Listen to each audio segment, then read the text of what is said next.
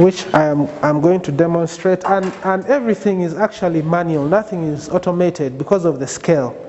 It's a small done on small scale, and we mainly have ladies doing this work. Okay. Yeah, so they are going to chip it using some kind of grater or knife, and we get tiny chips. So after getting the chips, we then take them to the oven to dry. The oven is in another room across, so I don't know whether it will be necessary to go and... No. Yeah, okay. So I don't know whether we should wait for Nicholas or I should carry on, and maybe when he comes I go back to the... Okay. So we get the root and chip it.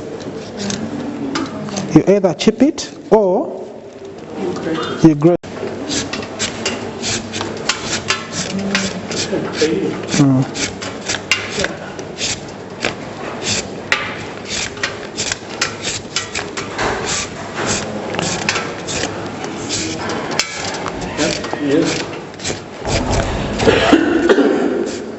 So this is how the chips look like. You can put it there.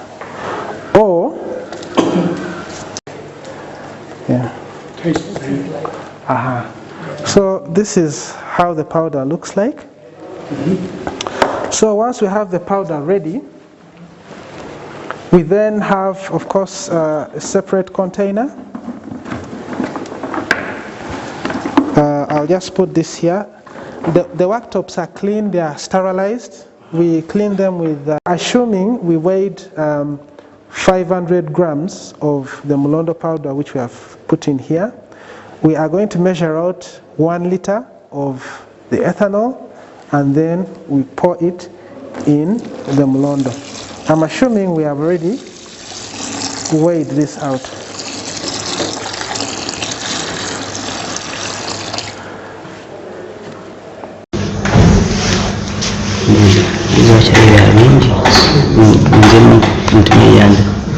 So, once this is done, it is start. We start it, and then we cover it and keep it in a dark place.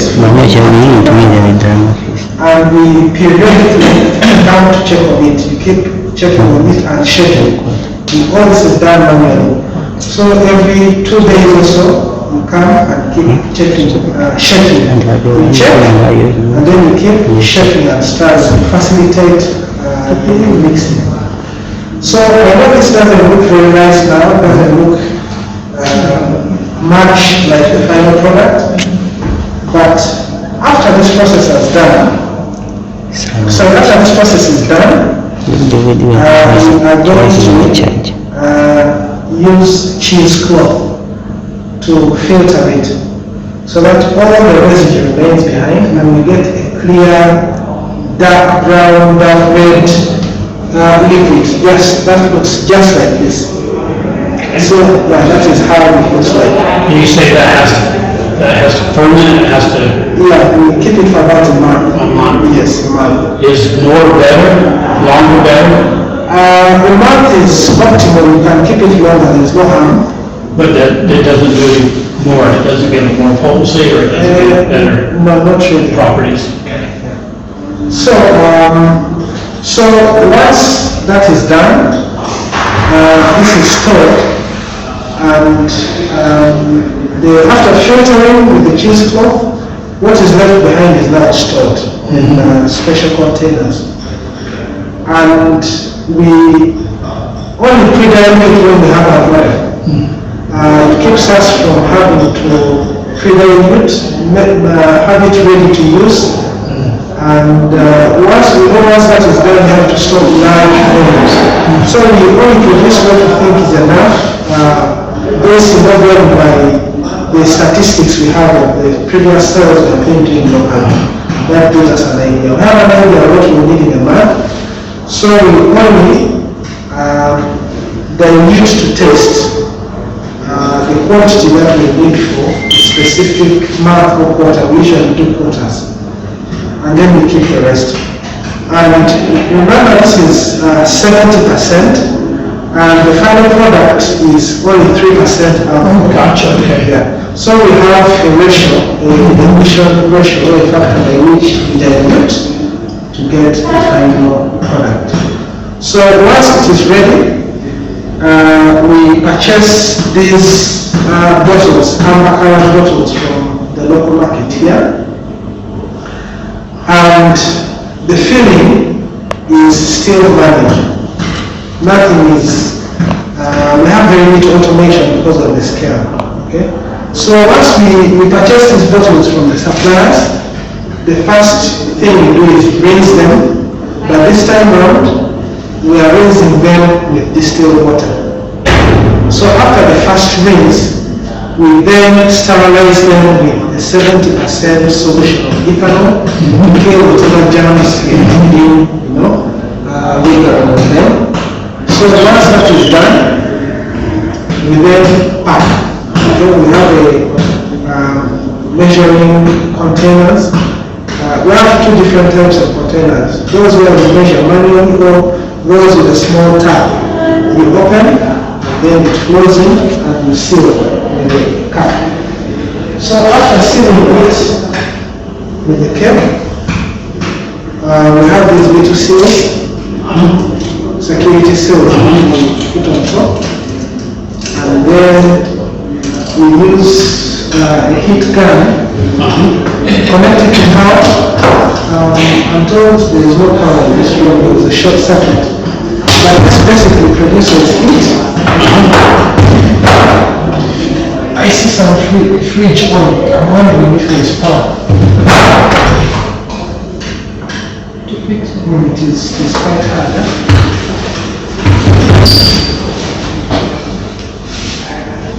So this is a heat gun. It basically produces heat which can be regulated. So the security seal responds to the heat. Once you switch it on and direct heat towards it, this seal kind of wraps like a cling film, and it seals the bottle. After the sealing is done, we then do the labeling, and then it is ready for market. So in summary, this is the process that we go through to make the mulondo drink. We call it the mulondo drink from the common popular name of root, mulondo. So root to drink. Great. Thank you. Nice. So it's already beginning to clear out. Yeah, it's conceptual too. Becomes more So, any questions, ladies and gentlemen?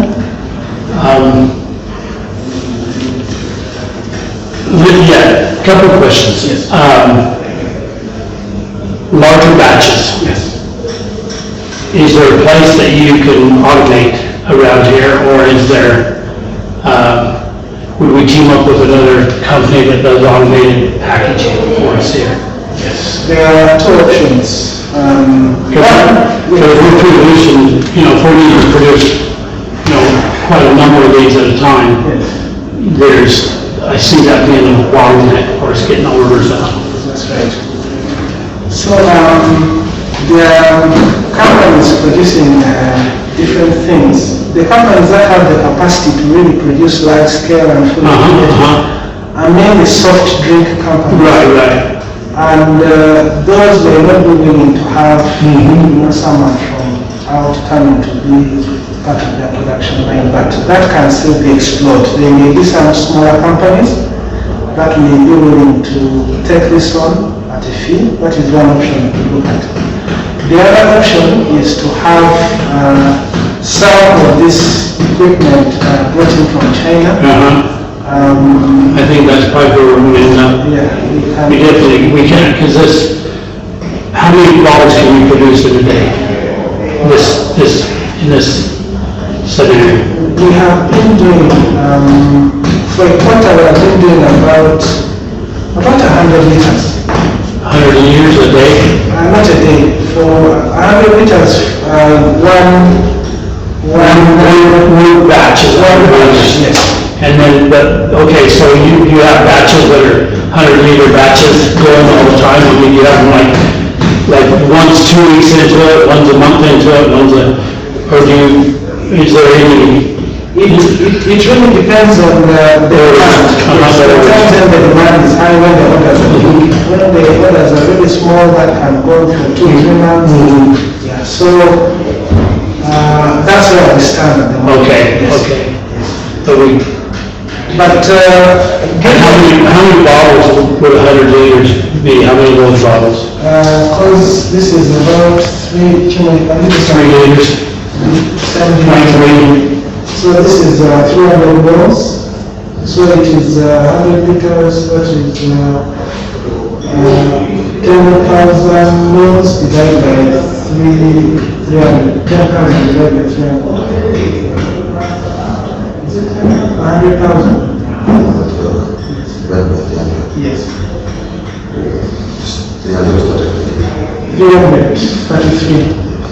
333 bottles.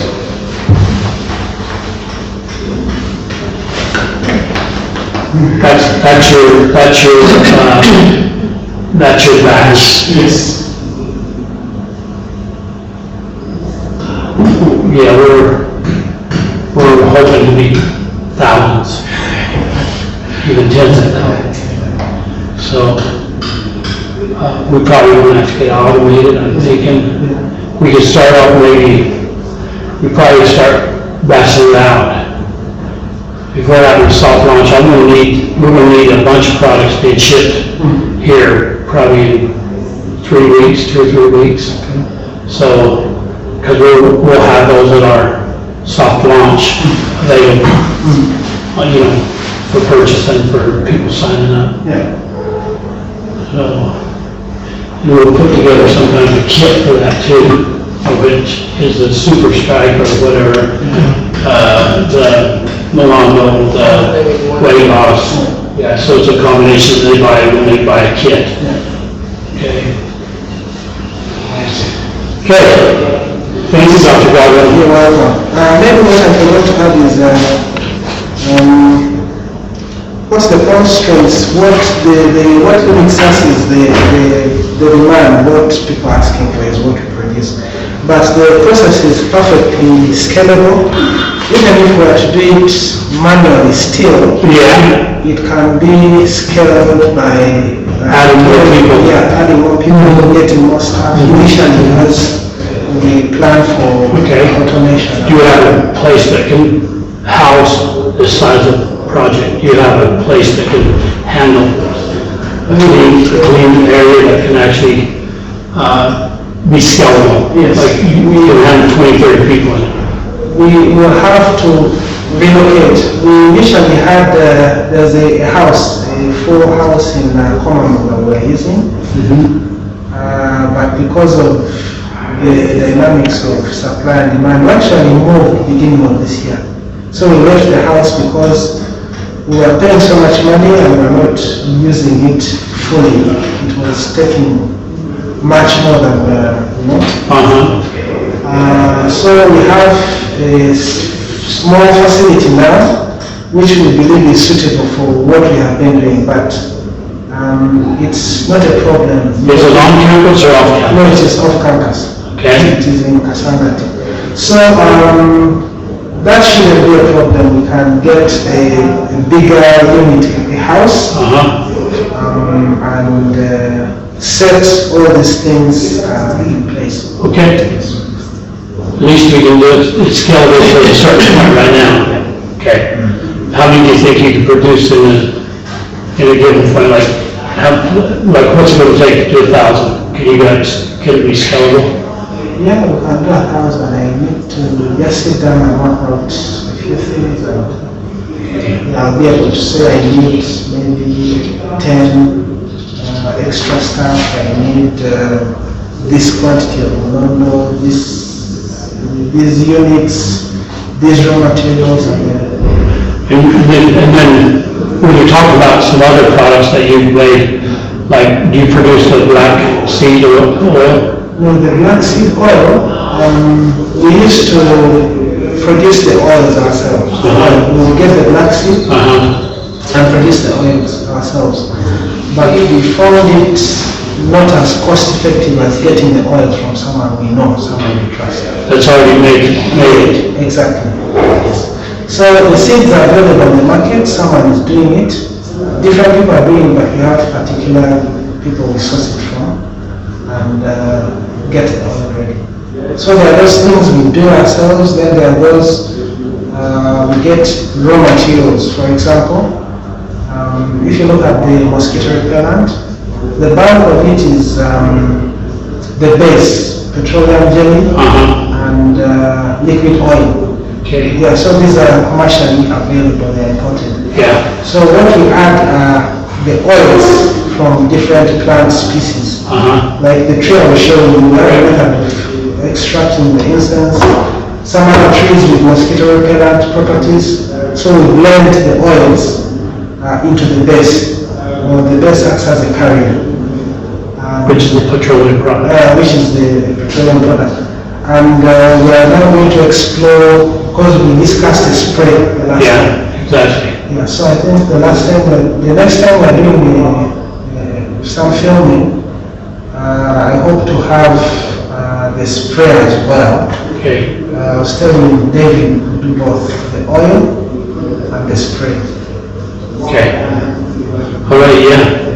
Well, thank you. I know our time's up.